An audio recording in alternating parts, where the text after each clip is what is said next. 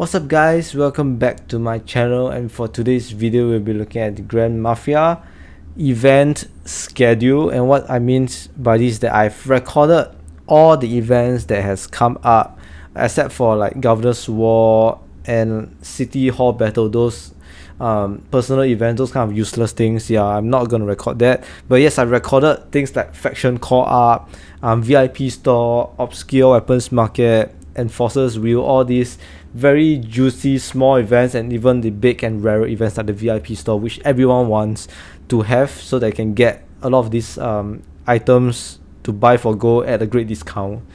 Yeah, and I've couple of things that I've realized from recording almost half a year of events and how frequent they appear and when they appear.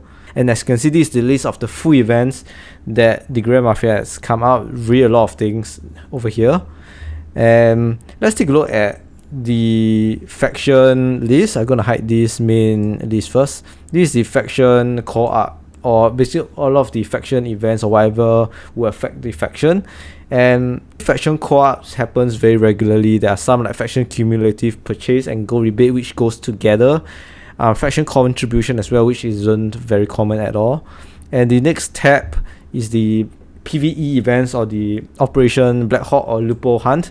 But as I am in a very old city, I don't think there's any more Lupo houses anymore, or very rare, so you don't really see much. I think that the frequency of the Lupo house coming out is the same as the Black Hawk. That's what my hypothesis is. And yeah, Operation Black Hawk comes by fairly often as well, and some PvE events like the restricted base siege, where you try to eliminate these like houses, abandoned buildings.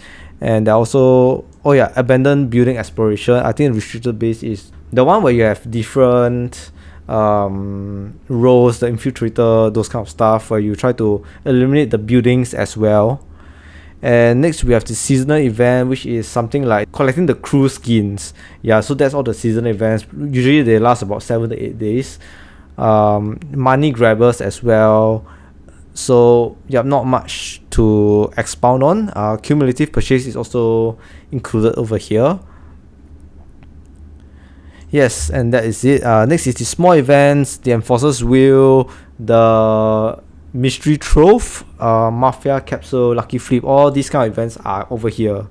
They happen fairly often, depending on the event. The most common would be, I think, the Enforcer's Wheel, Lucky Scratch cards.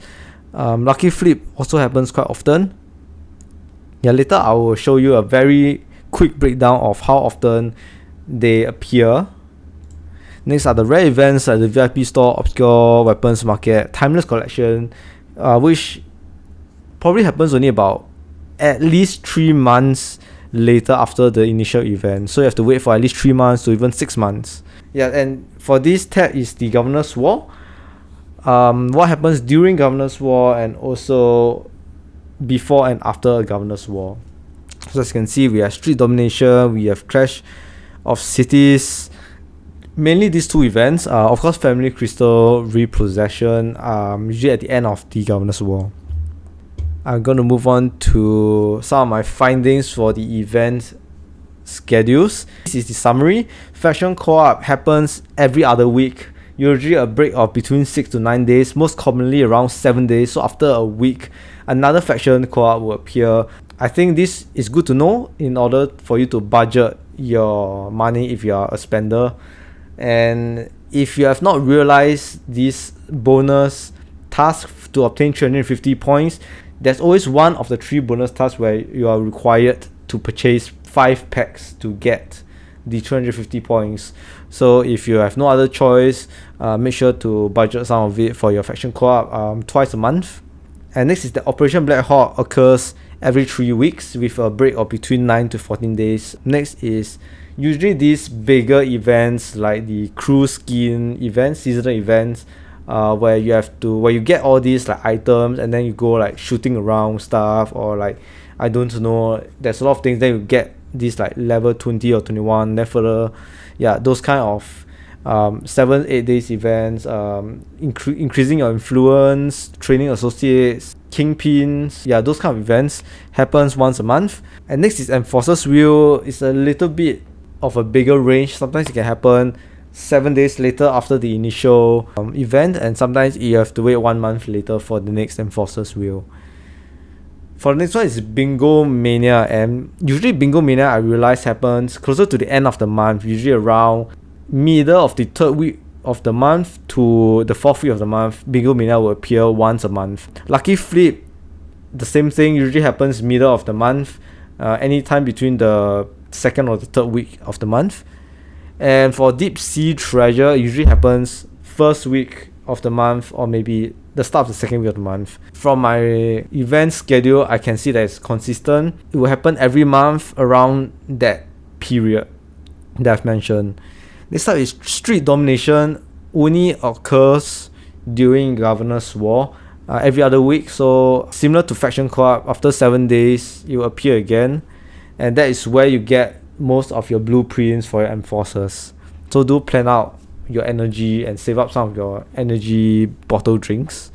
And of course, the first Clash of Cities will be held a week or more after the end of the Governor's War, and I think similar time frame to the start of the Governor's War. So maybe probably 1 week or 1 week and a half before Governor's War, the Clash of Cities will end. And this is it for my event schedule findings. Next up, in order to help you plan, I have my Enforcer schedule findings, which I've recorded for the past month, and how the Enforcers are rotated. And I have El Santo as the first Enforcer that I've seen. Depending on the cities or when you first register your account, these would differ, but the sequence is always the same. So let's say you are now at Huntress. So after Huntress would be the Enforcer Brutus. So that is standard. The order or sequence of the Enforcers is fixed, and this can help you plan. Same thing for your budget wise, because of course the cheapest and most worth packs are $5 each, and if you buy like $20, you get so much fewer Enforcer tokens. Yeah, so this is the sequence. El Santo followed by Chupacabra. Next is the Huntress, Brutus, Mantis, Tengu, Snowstorm, Mamashita, Oka, Maestro, Jade. Then after Jade, it would be the Count, Red Son, Nihilista, Enforcer Puppy, Mickey, Lucky 7, Fang, Sicario, Medusa, and then back to El Santo, and the sequence repeats again from the first slide. So this is basically the sequence of the Enforcers, and each Enforcer will be shown for 2 days and then it will be switched. So for example, let's say it's Medusa and El Santo. The next day will be El Santo and Chupacabra. After that will be Chupacabra and Huntress. So each Enforcer will be shown 2 days. But if you buy the pack on the first day, the pack will not refresh the second day, and you have to wait for the next cycle to repeat, and you'll go back to $5 a pack again, and that's where you buy the Enforcer if you want to save money and get the most out of your money. Okay, if you want to spend money and use the most of your money, because if you save money you wouldn't spend on any game packs. Yeah, and this is it for my video, and I hope you've enjoyed and gained some insights, hopefully some planning on your budget if you're a spender. Yeah, and if you enjoy my video, do click the subscribe button and like the video as well. And yes, I'll see you again for the next Grand Mafia video.